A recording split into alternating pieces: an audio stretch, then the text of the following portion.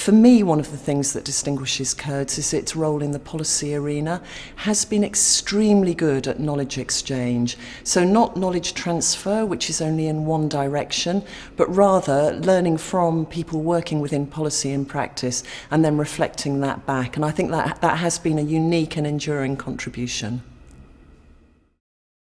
CURDS was one of the first places, I think, to bring together different strands of work, certainly for my interest in regional development, which looked at both, say, manufacturing industries, service industries, finance.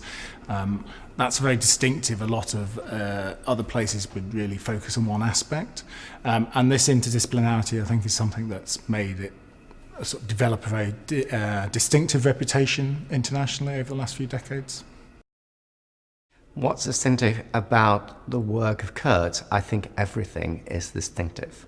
CURDS has been a beacon, has been one of the main centers worldwide in terms of new thinking in economic geography, and also not just new thinking from a theoretical perspective, but doing a lot of very solid empirical analysis that has led to a serious rethink and serious restructuring of public policy in all these areas.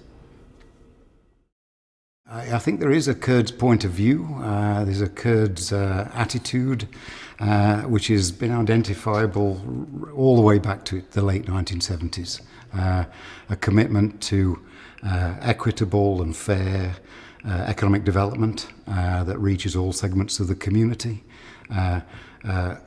A commitment to sustainability before that word really entered the policy-making lexicon, but there was always a concern with long-term reproduction of viable social and economic forms and an attention to their distributional consequences, socially especially. So I think CURDS has always had a distinctive point of view, a distinctive attitude, and almost, you might say, a conscience behind its policy positions. Well, one of their key contributions for sure is an institutional approach to economic geography. That means that they're very keen on looking at how institutions matter for regional development.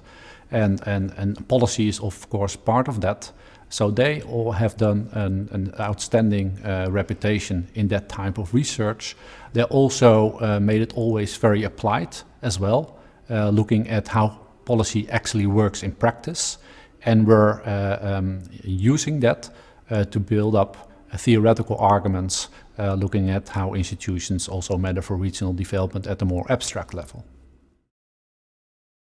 Yes, you know, I think the work of CURDS encompasses so many different important topics and different expertises on the part of people, and has really brought together a concentration of researchers and thinkers and teachers who have been very, very important in filling out the whole map, bringing really to the public and to academics a fuller sense of what a region is, what its challenges are, and how models for that can be developed and used across regions and data compared across regions.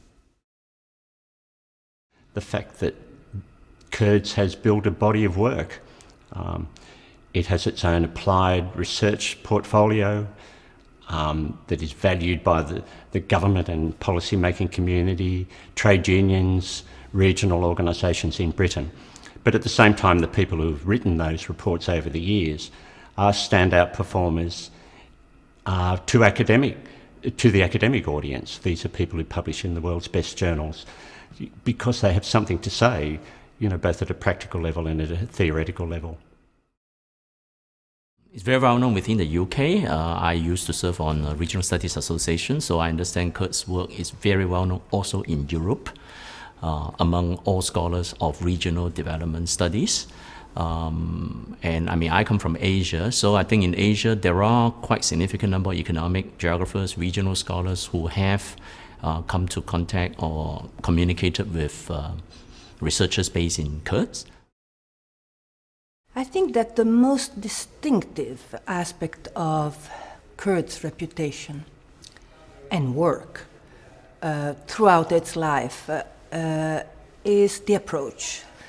CURDS' work has always been theoretically informed, but also empirically grounded.